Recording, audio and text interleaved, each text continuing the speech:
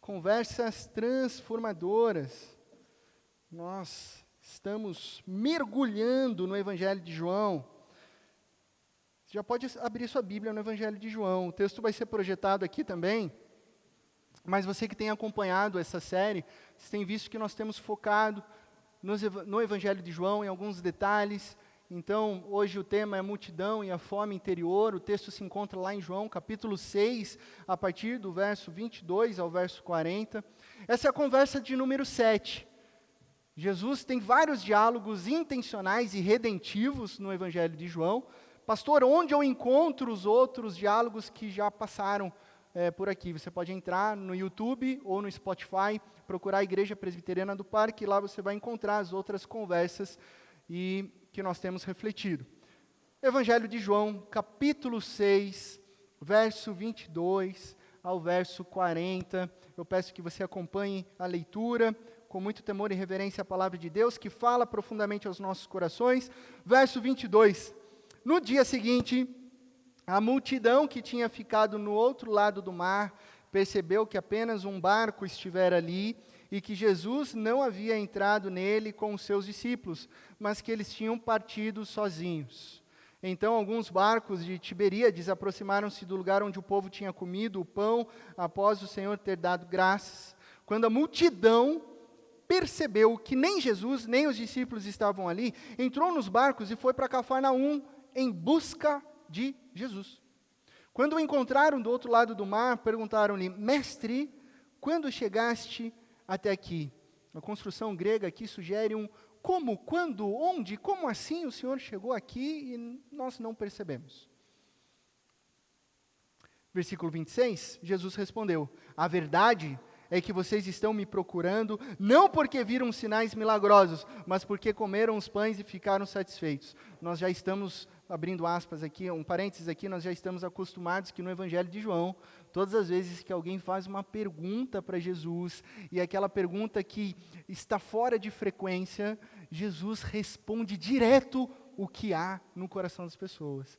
Então ele fez isso no Evangelho, no capítulo 1, ele com Natanael, ele fez isso com Nicodemos, ele fez isso com a mulher samaritana. Jesus, ele sonda os nossos corações e vai direto ali aonde nós estamos buscando. Então a resposta de Jesus é: a verdade é que vocês estão me procurando, não porque viram sinais milagrosos. Acabou de ter uma cura, um milagre de multiplicação dos pães e peixes, mas porque comeram os pães e ficaram satisfeitos. Versículo 27, não trabalhem pela comida que se estraga, mas pela comida que permanece para a vida eterna, o qual o Filho do Homem dará a vocês. Deus, o Pai, nele colocou o seu selo de aprovação. Então perguntaram-lhe: o que precisamos fazer para realizar as obras que Deus requer? Jesus respondeu: a obra de Deus é esta: crer naquele que ele enviou. Então perguntaram-lhe: que sinal milagroso mostrarás para que o vejamos e creiamos em ti? Que farás? Os nossos antepassados comeram maná no deserto, como está escrito: ele lhes deu a comer pão dos céus. Uma referência a Moisés, uma referência, talvez eles achassem ali que Moisés era quem alimentava a multidão no deserto, mas Jesus declara no versículo 32, digo a verdade, não foi Moisés quem deu a vocês pão do céu. Não foi Moisés. Mas é meu Pai quem dá a vocês o verdadeiro pão do céu. Pois o pão de Deus é aquele que desceu do céu e dá vida ao mundo. Não foi Moisés. O verbo dar ali está no passado, quem deu. E aí quando Jesus diz sobre ele, Jesus trabalha um verbo no presente. Eu dou. Quem dá a você é Deus. Quem dá a vocês é Cristo Jesus. E ele continua. Aí a multidão diz: Senhor, dá-nos sempre desse pão. Versículo 34, Jesus declarou: eu sou o pão da vida, aquele que vem a mim nunca terá fome, aquele que crê em mim nunca terá sede, mas como eu disse, vocês me viram, mas ainda não creem. Todo aquele que o Pai me der virá a mim, e quem vier a mim eu jamais rejeitarei, pois desci dos céus, não para fazer a minha vontade, mas para fazer a vontade daquele que me enviou. E esta é a vontade daquele que me enviou, que eu não perca nenhum dos que ele me deu, mas os ressuscite no último dia. Porque a vontade de meu Pai Ela é boa, perfeita e agradável. É que todo aquele que olhar para o Filho e nele crer, tenha a vida eterna, e eu ressuscitarei no último dia. Palavras de Cristo Jesus. Feche os teus olhos, vamos orar. Deus Pai de amor, muito obrigado por essa declaração de Cristo Jesus, que foi dita há mais de 2000 anos atrás, mas que soa nesse momento de maneira real e espiritual nas nossas vidas, aqui e agora. Obrigado porque a Tua presença, a Tua palavra, ela não pode ser enclausurada no tempo. A Tua palavra permanece para sempre. É viva e fala aos nossos corações. Por isso pedimos, fala conosco. Fala conosco. Em Cristo Jesus que nós oramos. Amém e amém. Em 1968, história recente, o psicólogo Wayne Oates criou um termo que talvez você conheça, chamado workaholic, para definir alguém com uma incontrolável necessidade de trabalhar incessantemente. Workaholic define essa incontrolável necessidade de trabalhar incessantemente. É uma expressão bem bonita, entre aspas, para resumir que o workaholic é um viciado, é alguém dependente, é alguém que tem um vício, é alguém que é controlado por uma necessidade de trabalhar. Em tempos, obviamente, estranhos dos quais nós estamos vivendo, onde, por exemplo, muitos jovens não querem saber de trabalho, muitos jovens não querem sair da casa dos pais, pode parecer que o termo workaholic seja algo de orgulho para a vida de muitas pessoas, né? Tentando trazer um exemplo positivo num contraste de pessoas que não gostam de trabalhar. Mas pode o excesso de trabalho ser algo negativo? Essa é a grande pergunta. O excesso de trabalho, o vício em trabalho, pode ser algo ruim, algo negativo? Certamente que sim. Isso não é o pastor Laci que está dizendo, isso são estudos, isso são estatísticas do quanto o workaholic, o trabalho em excesso, tem gerado consequências gravíssimas que levam a problemas de saúde como depressão, ansiedade, síndrome do pânico, burnout, doenças cardíacas. Existem um número considerável de pessoas que infartaram devido a essa situação de workaholic. Mas a grande pergunta, então, é: o que está por trás disso? Se nós entendemos que existe um problema, se nós sabemos que estatisticamente, com informações, existem consequências graves, o que está por trás de uma pessoa ser workaholic? Essa é uma importante pergunta para a gente entender, né? Já parou para pensar nisso? O que faz uma pessoa querer trabalhar além dos seus limites? Ela reconhece os limites, mas ela vai além. Alguns tentam justificar. É por amor. Outros dizem, é pela família. Outros ainda dizem, eu estou construindo um futuro melhor. E as justificativas, elas são várias. Afinal, uma justificativa para trabalhar além do expediente sempre soa uma justificativa aceitável perante a sociedade. É vergonhoso dizer que você é viciado em, talvez, álcool, mas parece que é bonito dizer que você é viciado em trabalho. E aí a gente vai normalizando um grave problema. A grande verdade é que pessoas cientes dos seus maus hábitos, seja conscientemente ou inconscientemente, estão obcecadas por suas carreiras. Aí a gente começa a trabalhar a raiz. Elas estão em busca de um reconhecimento. Talvez um reconhecimento que não teve na família, ela vai buscar esse reconhecimento no trabalho. Talvez ela vai buscar esse reconhecimento na empresa para ver se a família reconhece. Talvez ela esteja trabalhando 14, 15, 16 horas por dia para provar para o seu pai, para a sua mãe, que ela pode, que ela é alguém importante, que ela não é superficial e que uma falta de amor, uma falta de aceitação, uma falta de carinho se transformou em alguém que está tentando provar para muitas pessoas que muitas vezes nem estão mais aqui, um reconhecimento. Pessoas que colocam no cargo a sua identidade, e eu digo que isso é um grande problema entre os pastores. Entre os pastores, Um grande problema. Às vezes eu sento com os meus amigos, converso, a gente participa às vezes de um retiro de espiritualidade, às vezes a gente não conhece alguém e a gente pergunta, quem é você, se apresente. A pessoa diz, eu sou o reverendo Laci. Não, se apresente. A pessoa coloca um cargo. Isso é tão forte nos pastores, que eu não vejo você encontrar num bate-papo, numa conversa. Talvez tem pessoas aqui que eu ainda não tive o prazer de conversar. Oi, tudo bem, quem é você? Eu sou o engenheiro Carlos, eu sou a professora Tatiane, eu sou a diretora do hospital Luciana. Ninguém fala isso! Os pastores falam, eu sou o reverendo. Por quê? Está colocando o cargo como uma identidade, e de repente você tira esse cargo, você tira quem você é na sua empresa, você perde, infelizmente, o emprego por algum corte de demissões em massa, e você acorda achando que você perdeu a sua identidade. Quem sou eu? Quem sou eu? Pessoas que são seduzidas por alcançar grandes salários. Eu estou trabalhando, talvez não no lugar onde eu gosto, talvez não na empresa que eu desejei, mas para alcançar dinheiro mesmo, para eu ter posses, para eu ter o grande salário sonhado. Ou seja, obcecadas com as carreiras, busca de reconhecimento, cargo como identidade e seduzidas por dinheiro. O resultado é sempre o mesmo, expectativas frustradas. Ou pior, recompensas que não saciam a fome interior. De repente você conseguiu a promoção, você ficou feliz, 1 semana, 2 semanas, 1 mês, e de repente você está com fome de novo.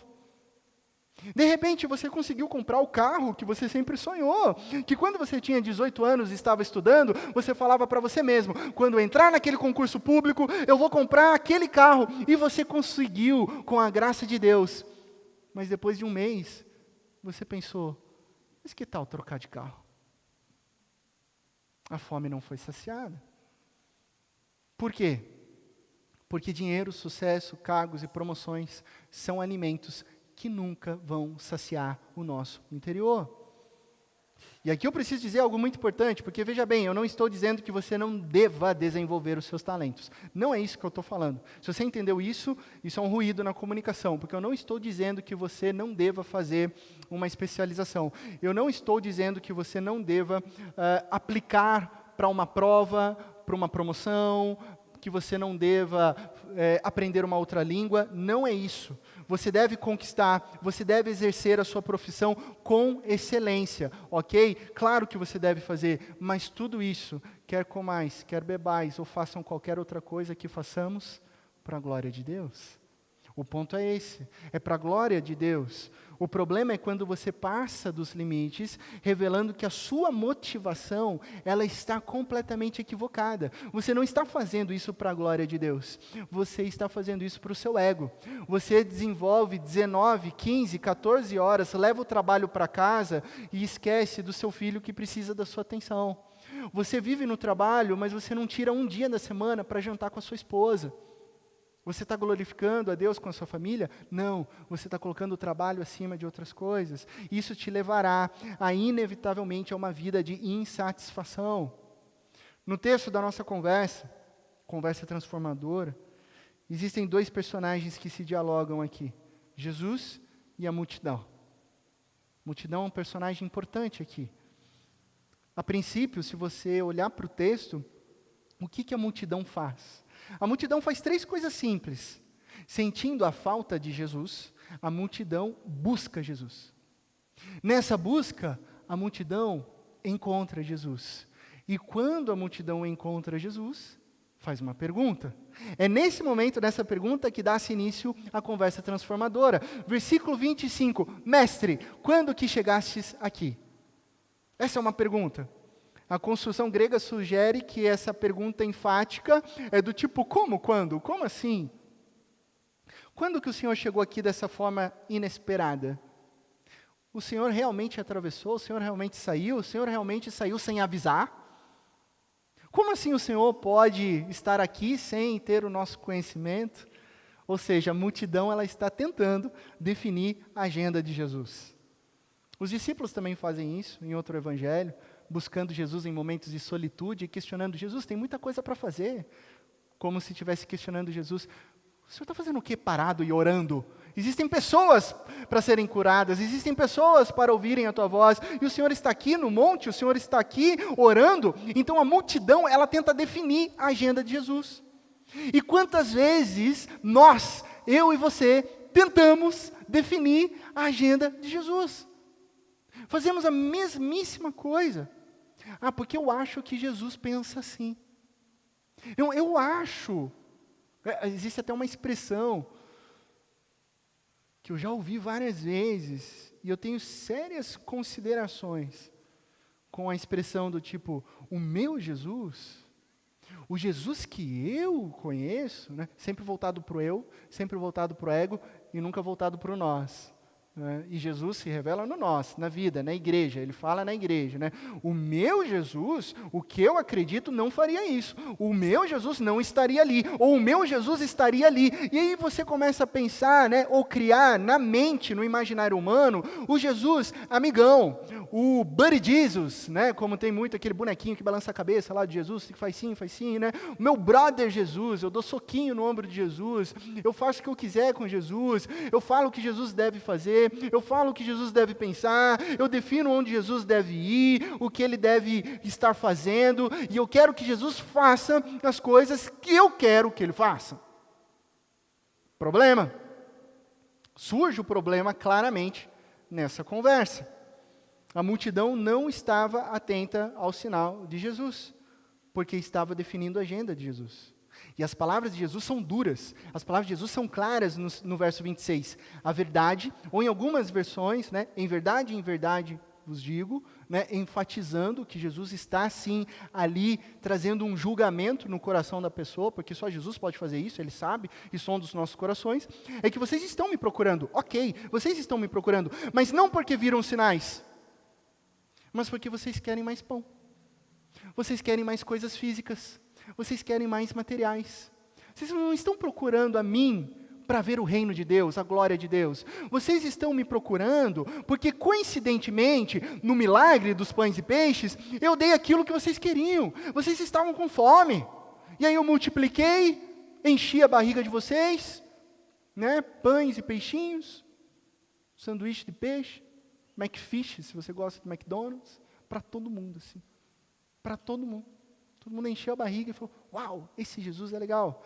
E aí Jesus está dizendo, vocês estão comigo agora, porque vocês querem definir a minha agenda. Vocês estão me procurando, inclusive se você pegar a sua Bíblia assim, e folhear para trás, ainda no mesmo capítulo, verso 15, você vai ver que eles queriam o quê? Proclamar Jesus rei à força. A multidão quer definir a agenda de Jesus. Vocês até queriam me proclamar rei à força. Eu sou o rei. Cristo Jesus é o rei dos reis, o Senhor dos senhores. Mas não é a multidão e nem somos nós quem definimos a agenda de Jesus. E aí ele diz, por isso que vocês estão aqui. E as palavras de Jesus, elas são tão atuais para nós hoje. Elas são atuais para a nossa sociedade. Vivemos uma guerra ideológica no nosso país. Vivemos uma guerra no contexto global. Nós vivemos uma situação delicada chamada pandemia. Nós vivemos conflitos entre nações e perspectivas sociais, políticas, sociológicas. E aqui no Brasil, muitas das pessoas estão usando versículos bíblicos, palavras de Jesus, com o fim de sustentar uma pauta política, com o fim de sustentar uma pauta política. Então, é um versículo bíblico que aparece num slogan de um político. É um pastor que aparece num festival que aconteceu ontem, Lollapalooza, um pastor, mas para falar frases ideológicas, para fazer críticas ao governo atual. E eu dou exemplo para vocês de quem é a favor do governo, de quem é contra o governo, porque não interessa o ponto. O fato é que ambos os lados estão utilizando as palavras de Jesus com o fim de sustentar uma pauta ideológica, tentando filiar Jesus a um partido à força. Há 2000 anos atrás queriam proclamar Jesus rei, hoje estão querendo fazer Jesus ser do partido X ou do partido Y. Tentando guiar Jesus em seus planos mundanos, procurando Jesus na bolha menor, para a satisfação pessoal, material, deste mundo. E Jesus traz um julgamento severo, porque Jesus sonda os corações das multidões e os nossos corações hoje, e diz: vocês não estão atentos ao meu sinal. Prestem atenção. Não é aqui. O meu sinal aponta para o reino de Deus. O meu sinal aponta para a glória de Deus. Para que você viva aqui, agora, a perspectiva do reino de Deus. O meu sinal da multiplicação de pães foi para guiá-los ao verdadeiro alimento. Eu estou multiplicando pães e peixes, não é porque eu estou atacando o Império Romano ali, não é porque eu estou querendo ser o novo governador aqui do Império, mas é porque eu quero que vocês vivam aqui na perspectiva do reino. E observem, o Filho do Homem veio, se fez carne e está diante de vocês. É aquele que é o próprio Deus. Então o que Jesus está dizendo para nós é: vocês estão aí vivendo, feito workaholics, trabalhando igual doido, saindo desesperados, buscando satisfações, fazendo perguntas erradas, com motivações totalmente equivocadas, procurando bênçãos físicas, seja qual for, e colocando tudo isso em primeiro lugar. Aí o que Jesus diz no verso 27? Não trabalhem pela comida que se estraga. Não trabalhem pela comida que se estraga. Aqui está a resposta de Jesus. Não trabalhem pela comida que se estraga. Falar em comida. Alguns anos atrás, quando eu ainda estava no seminário, uma longa história, casei com Júnia, fui para o seminário, ela ficou em Itapetininga, para eu entender melhor como é que era morar em Campinas, com aquela promessa de ano que vem você vem morar comigo, né? Casei e fui para o seminário. Imagine, uma loucura. 1 mês, 2 meses de casado, para morar com 6 malucos no mesmo quarto, solteiro, bagunceiro, sei lá o quê. Falei para ela assim: ano que vem você vem morar comigo. Nesse caminho, o médico falou para a gente assim: para de tomar anticoncepcional, que demora 3 anos para desintoxicar. Isabela tem 9 anos. A gente tem 11 de casado. Né? Pra você ver como super desintoxicou. E aí, eu acabei fazendo o seminário junto lá com os solteiros. Agora imagine você morando num pequeno alojamento, 6 homens e tal, né? A gente limpava a casa, o alojamento, a cada 3 ou 4 meses, né? Mas tinha uma regra que assim, eu morava com o Flávio de Natal, eu morava com o Rafael de Chapecó, Santa Catarina, eu morava com o Lucas de Santos, meu amigo até hoje, morei os 4 anos com ele, enfim, pessoas de vários lugares do país. Então chegava as férias, todo mundo pegava a mala e 31 dias fora, né? Então a gente tinha uma regra: a última semana a gente vai dar um tapa nesse alojamento aqui para deixar tranquilo poder ir. E a gente fazia isso, e estava sempre certo, né? Limpava a geladeira e tal, faxinona, banheiro, sei lá o quê. Numa dessas, alguém limpou a geladeira e deixou a geladeira assim, tranquila. Só que tinha uma bandejinha de carne e deixou assim, enquanto ele limpava a geladeira, ele deixou na cuba da pia da cozinha, e limpou a geladeira, e aí o ônibus era na rodoviária e tal, tá no meu horário, pegou as coisas e foi embora. Trancou e foi embora. A carne na cuba da pia. Já imaginou? 31 dias! 31 dias aquela comida ficou ali fora da geladeira. Quando a gente retornou, foi incrível, porque a gente tinha uma pequena amostra, né? Olha só, a Cris, bióloga aqui, a gente encontrou um mini ecossistema. Olha que bonito, né? Com uma biodiversidade de corós, bigatos e micro-organismos vivos, né? Para a gente analisar. Tão lindo que até uma arvorezinha nasceu ali, no bolor, no solo fértil de um bolor, né? Então, assim, né? E a carne, pastor, a carne totalmente estragada, né? Sabe como é a vida de seminarista, né? Alguém ainda levantou, mas se a gente lavar e fazer uma oração, dá para jantar, né? Eu falei, não, melhor não, jogo fora. Jogamos fora. Jogamos fora. Por quê? Comida estragada, o que você faz? Joga fora. Perceba a sabedoria dessa frase de Jesus. O que estraga é jogado fora. Não trabalhem por aquilo que vai estragar, porque aquilo que estraga é jogado fora. O que Jesus está nos ensinando é algo muito simples e profundo. Todas as coisas materiais que a princípio trazem satisfação ao meu e seu coração, elas estragam. A sua comida estraga. A sua casa estraga. Ah, mas ela é novinha, pastor. Sim, mas daqui 3, 4 anos, 5, você vai ter que fazer o quê? Uma reforminha, porque senão ela vai estragar. O seu carro estraga, por isso você faz revisão. O seu dinheiro estraga. E a pessoa que busca o sentido da vida em coisas que estragam, quando essas coisas estragam, infelizmente, essa pessoa vai junto para o descarte, porque ela colocou toda a sua fé, ela colocou toda a sua esperança em comida que estraga. Portanto, diz Jesus, não trabalhem pela comida que se estraga, mas pela comida que permanece para a vida eterna, o qual o Filho do Homem dará a vocês. O que Jesus está falando? É para trabalhar? Sim. Com seriedade?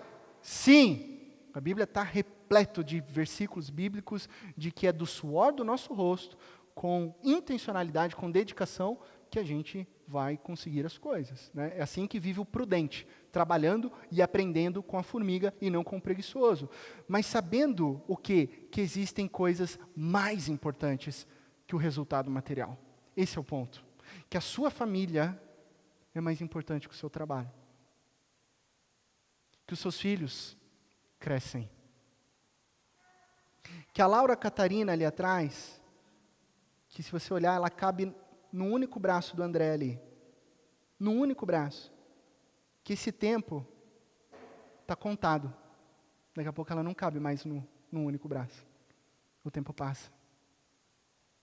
Que essa criança no colo, que o tempo com seus filhos, que o tempo com seus pais, com o tempo com seus avós e avós, são preciosos, muito mais do que você está tentando provar para o seu chefe algo dentro da empresa.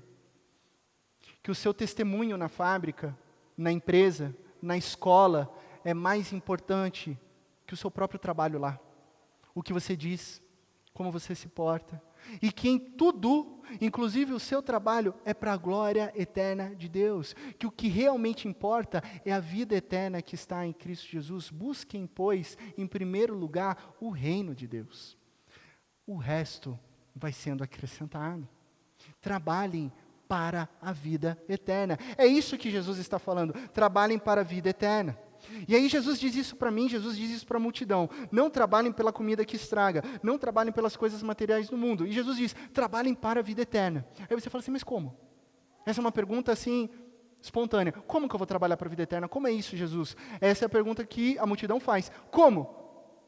Jesus nos mostra o caminho através de sua resposta no versículo 29. Olhe para a sua Bíblia, olha o que Jesus diz. A obra de Deus é esta, crer naquele que Ele enviou. O caminho é esse, a resposta é esse, creia naquele que Ele enviou. Problema, qual que é o problema do texto? Não estar atento ao sinal de Jesus, dizendo que não devemos trabalhar pelo que estraga. Resposta, Jesus está dizendo, trabalhem para a vida eterna. Como? Crendo em Jesus. Crendo em Jesus. Isso é uma ordem. Não é uma sugestão. Não é uma sugerência. Ah, se você quiser, você crê. Não, creia em Jesus.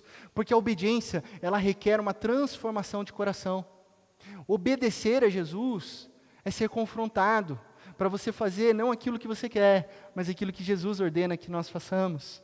De repente você não quer perdoar, de repente você não quer caminhar mais uma milha, de repente você não quer fazer tal coisa, não quer pregar, e Jesus está dizendo, vai lá e perdoa, vai lá e caminhe, vai lá e busque e trabalhe pela vida eterna. A obediência requer uma transformação. O sinal de Jesus sempre apontou para a sua glória, só que a multidão não compreendia e pedia mais sinais.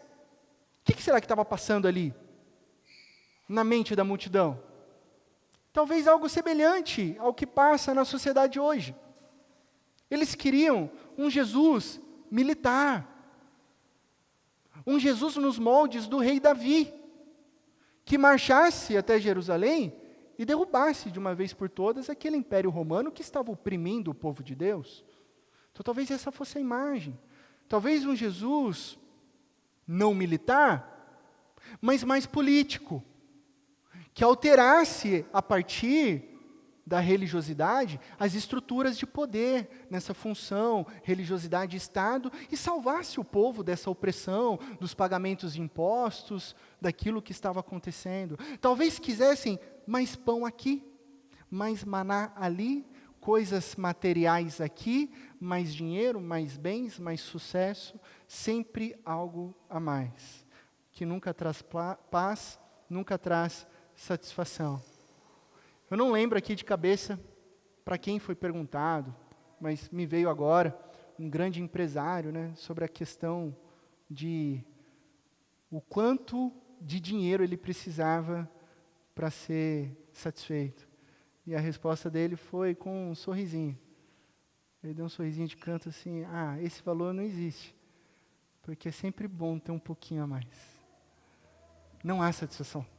É sempre bom algo a mais, um pouco mais. E não é isso que a gente faz muitas vezes. Né? Nós queremos o que Jesus pode oferecer aqui e agora. Nós queremos que Jesus realize aqui e agora o que nós definimos a partir da nossa agenda. Nós fazemos de Jesus, muitas vezes cristãos fazem de Jesus uma espécie de gênio da lâmpada. Está afastado de Jesus, de repente tem um problema, esfrega lá a Bíblia, né? Pega a Bíblia assim, tipo, Jesus aparece e resolve esse problema. Jesus, eu preciso disso, Jesus, eu preciso daquilo. Não é errado pedir para Jesus, pelo contrário, a Bíblia diz que nós temos que orar e colocar diante da cruz nossos pedidos e súplicas, e Deus vai ouvir a nossa oração. Mas com a certeza do quê? De que nós queremos que seja feita a vontade dEle nas nossas vidas, e não a nossa. E não a nossa, é a vontade dEle. Quem é Jesus? Quem é Jesus? Quando Jesus diz essa frase, para crer nele, ele está nos chamando a conhecermos quem ele é, porque saber quem é Jesus é muito maior do que as coisas que nós pedimos ou pensamos. O ponto é esse: conhecer a Jesus, caminhar com Jesus é algo muito maior do que a gente vai pedindo, do que a nossa listinha de oração. Jesus responde à multidão e nos responde aqui nessa manhã dizendo quem ele é. Ele diz: eu sou o pão da vida. Jesus não apenas dá o pão da vida eterna, porque ele poderia dizer, eu sou alguém que dá o pão da vida eterna. Olha, você vai comer um pão da vida eterna. Mas não, ele vai além. Jesus diz, eu sou o pão de Deus. Eu sou o verdadeiro pão. Eu sou o pão da vida. Ou seja, comam de mim, venham a mim, aprendam de mim, caminhem comigo, porque aquele que vem a mim nunca terá fome, e aquele que crê em mim nunca terá sede. Já pensou nisso? Porque eu tenho fome, você tem fome, nós temos sede, as mais diversas sedes. Então ir para Jesus é nunca ter mais fome, crer em Jesus é nunca ter mais sede. Deus não apenas promove o pão físico que desce do céu, mas promove o alimento espiritual que mantém vivas a fé e a esperança. A fé e a esperança. Não sei quantos de vocês já fizeram essa reflexão. O quanto a nossa fome é o nosso sofrimento. Já fez essa reflexão? Quanto a nossa fome é o nosso sofrimento? A fome de sentido mesmo, de vida, que gera ansiedade. O mal a maldição dos nossos dias, a fome de existência que gera depressão, a fome de identidade que te faz cada vez mais se afastar e gerar solidão, a fome de reconhecimento que gera uma frustração. E a pergunta da multidão é: o que nós precisamos fazer? O que nós precisamos fazer? É uma pergunta existencial. Talvez você esteja enfrentando um momento de ansiedade, talvez você esteja enfrentando um momento de depressão, talvez você esteja lutando contra a solidão. O que nós precisamos fazer? Essa pergunta externa, toda essa fome de um vazio existencial. Como saciar essa fome? A resposta é Jesus. Por que nós temos essa fome? Por que nós lutamos diariamente contra as doenças da alma? Por que nós não somos capazes de por nós mesmos ter uma vida substancial? Esse é o grande erro da humanidade, né? Tentar resolver pelas próprias mãos, né? Vou criar algo que seja substancial, vou lutar, vou correr, vou comprar, vou alcançar e eu vou resolver os meus problemas. Por que não dá certo isso? Por causa do pecado. A humanidade decidiu ver Deus, mas não crer nele. Decidiu viver pelas suas próprias mãos. Decidiu por autonomia. Pecado é autonomia. Pecado é um estado de virar costas para Deus e falar assim, Deus, eu não preciso do Senhor porque eu sei o que é melhor para mim. E esse é o maior erro. Esse é o maior erro. Porque aí nós nos tornamos o quê? Workaholics da vida. Se eu trabalhar duro, se eu fazer a minha religiosidade, eu consigo estar bem com Deus. Se eu construir um prédio alto e chegar até lá em cima, talvez eu me encontre com Deus. Se eu fazer isso, ou deixar de fazer isso, eu me encontro com Deus. E aí você vai criando regras, achando que você consegue alcançar um padrão de santidade. Se eu trabalhar duro, eu serei completamente feliz e satisfeito. Se eu conquistar tudo, eu não preciso de Deus. Grande erro. Como se obter coisas e prazeres pudessem preencher o vazio do coração. Como se tivéssemos forças para descobrir o sentido da vida e nós não temos. Esse é o nosso problema, o pecado, a desconexão com Deus. Essa é a nossa fome. Essa é a razão da nossa fome. Nós temos fome de Deus.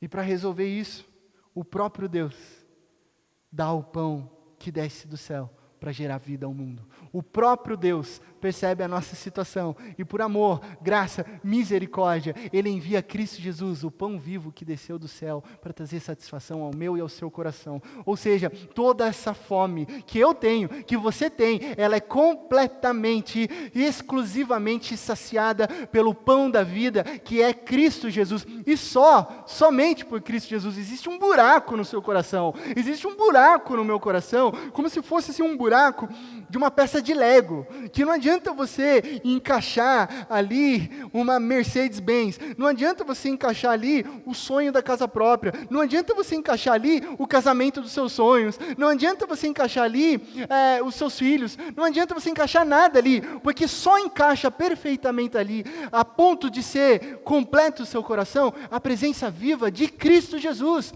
o pão vivo de Deus que desceu do céu. A fome, o vazio interior é saciado pelo pão da vida. E é maravilhoso porque Jesus termina esse diálogo dizendo que o propósito de Deus é esse. Deus quer saciar a sua alma. Deus quer saciar o nosso interior. O desejo de Deus é que todo aquele que olhar para Cristo Jesus e crer tenha a vida eterna. Esse é o desejo de Deus para a sua vida. Ele não quer que você viva em morte, Ele não quer que você viva em ansiedade, Ele não quer que você viva em depressão, Ele quer vida. Ele quer vida para você. A vontade de Jesus é a mesma, é cumprir a vontade de Deus, trazendo o que? Ressurreição e vida. Jesus fez todo o trabalho. Jesus cumpriu perfeitamente a missão de Deus. E o teu trabalho, Jesus está dizendo para mim e para você. O meu trabalho, o nosso grande trabalho nessa vida, sabe qual é? Descansar, entregar, crer, deleitar, confiar em Deus. Esse é o nosso maior trabalho, crer em Deus. Simplesmente entregar e confiar, porque a verdadeira vida vem de Cristo Jesus. Trabalhe pela comida que permanece, descanse em Cristo Jesus. Ele é o pão da vida. Concluindo, você pode até tentar viver sendo alimentado por pães e peixes desse mundo. Pode até tentar. Contudo, a fome profunda do seu interior, do meu interior, só será saciada por aquele que realmente nutre as nossas almas. E se Jesus é o pão da vida, então significa que Ele é o alimento para as nossas almas, o sustento para o nosso ser, o impulso para o nosso espírito. Esse é Jesus que revela a mim e a você, que quer satisfazer hoje e sempre os nossos corações, a nossa fome interior. Amém?